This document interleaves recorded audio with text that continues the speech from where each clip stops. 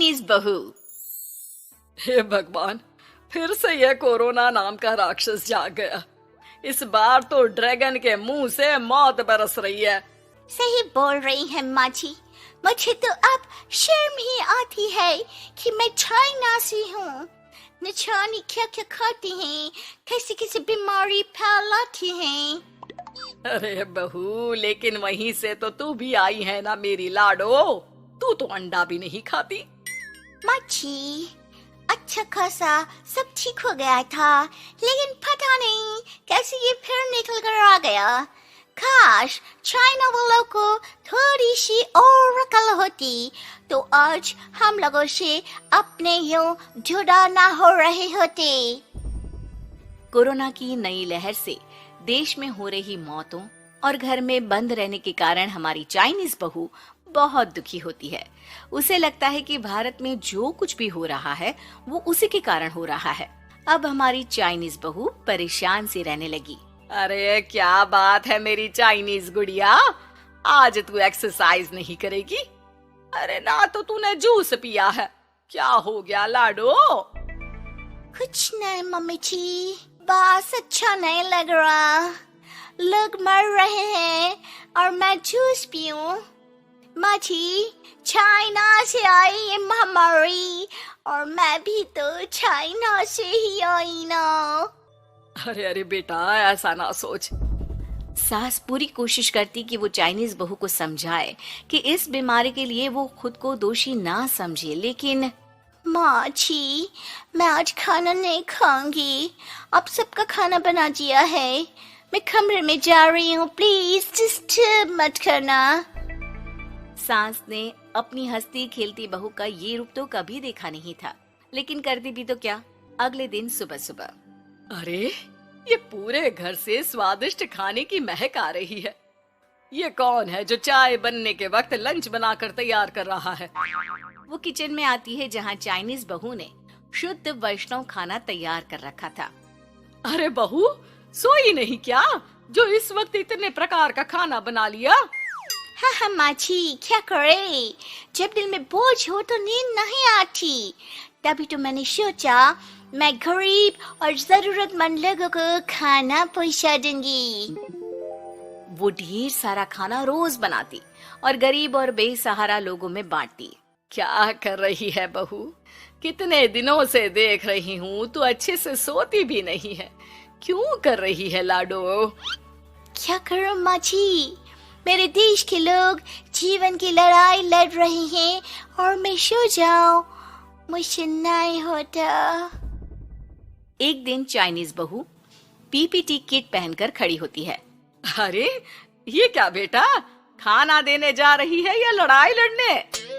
माँ जी, मैं कुछ दिनों के लिए घर नहीं आऊंगी। मैंने सोचा है कि मैं घर से बाहर रहकर कोरोना के मरीजों की देखभाल करूंगी। ओ प्लीज प्लीज आप मुझे रोकना नहीं। नहीं नहीं बहू, ये तो तूने बहुत ही नेक काम सोचा है। बस बेटा तू अपना ख्याल रखना। बहू वहाँ से चली जाती है, लेकिन सास की रोज फोन पर बहू से बात होती। घर पर क्या है माँ, क्यों भेज दिया तूने उसे? बाहर कितना खतरा है, उसे कुछ हो गया तो? अरे बिल्कुल चिंता ना कर, उसने सारे नियम कायदे को फॉलो किया है। अरे वो बिल्कुल ठीक रहेगी। और अगर मैं उसे मना कर देती ना तो उसकी अंतरात्मा उसे सोने नहीं देती। तू तो सारा दिन घर से ऑफिस का काम करता, लेकिन मैंने देखा है उसे कितना परेशान रहती थी कुछ दिनों से। हाँ वो भी है। उधर चाइनीज बहू लोगों का खूब ख्याल रखती, उन लोगों तक खाना पहुंचाती, उनके बच्चों की देखभाल करती। एक दिन बहू अपनी सोशल साइट देख रही थी तो उसे दिखता है कि एक आदमी ने बच्चों की देखभाल के लिए पोस्ट डाली है। बहू उसे फोन करती है। मैं आपकी कोई मदद कर सकती हूँ, प्लीज बताओ। दूसरी तरफ से आवाज आती है। मैं और मेरी बीवी दोनों ही कोरोना से पीड़ित हैं। हम लोगों के बच्चों को देखने के लिए कोई नहीं है, प्लीज हमारी मदद करो। हाँ हाँ बिल्कुल, आप परेशान ना हो, मैं आ रही हूँ, मुझे आपका एड्रेस बताओ। वो आदमी बहू को पता लिखवाता है, वहाँ वो पहुँच जाती है। ओह, ये किसे बुला लिया आपने? ये तो चाइनीज है, इसी के कारण तो हम लोगों का देश इस परेशानी से जूझ रहा है। अरे पर ये तो हिंदी में बात कर रही थी। तभी बीवी की ऑक्सीजन लेवल गिरने लगती है। ये क्या हो रहा है? आप टेंशन क्यों ले रहे हैं? जल्दी से इन्हें अस्पताल लेकर जाइए। रुकिए, मैं आपको एक अस्पताल में बेड भी दिला देती हूँ। वो मेरे अंकल का अस्पताल है। चाइनीज बहू फोन पर बात करके उन लोगों को बेड दिलाती है, जहाँ पति की भी तबीयत खराब हो जाती है और दोनों को बेड दिलाकर बहू घर में बच्चों की पूरी देखभाल करती है। सास का बहू पर फोन आता है। अरे मेरी चाइनीज गुड़िया, कैसी है रे तू? अरे माँ, पीछे की गली में ही हूँ मैं। वो खालिया लोग है ना, उन दोनों हस्बैंड वाइफ को कोरोना हो गया था।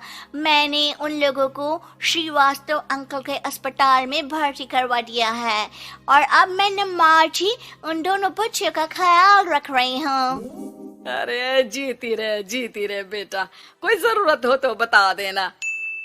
नहीं नहीं माँ जी, सब कंट्रोल में है। बस इन बच्चों के माँ बाप ठीक होकर घर आ जाए। अच्छा माँ, इन लोगों के घर का फोन बज रहा है, मैं आपको थोड़ी देर बाद कॉल करती हूँ। लैंडलाइन में घर के मालिक का फोन था। हम लोगों की जिंदगी का कोई भरोसा नहीं है। यहाँ इलाज महंगा है और हम लोगों के पास पैसे नहीं है। जितना इलाज हो सकेगा उतना ही होगा। हमारे बाद प्लीज आप हमारे बच्चों को संभाल लेना। नहीं नहीं, ऐसे मत बोलिए, मैं अस्पताल वालों से बात करती हूँ। बहू अपनी बैंक से अस्पताल वालों को पैसे दे देती है और फोन पर कहती है, हनी आप लोगों के अकाउंट में पैसे डाल दिए हैं। इन दोनों का अच्छे से इलाज होना चाहिए। पैसे की जरूरत होगी तो मैं और डाल दूंगी। सारा दिन बहू कोरोना पेशेंट के बच्चों को देखती, रात में ढेर सारा खाना पैक करके जरूरतमंदों में बांटती। सोशल साइट्स के जरिए भी वो लोगों से जुड़कर उनकी मदद करती। फिर एक दिन घर का मालिक और उसकी बीवी ठीक होकर घर आ जाते हैं। आपका बहुत बहुत शुक्रिया, मैं आपकी पाई पाई लौटा दूंगा।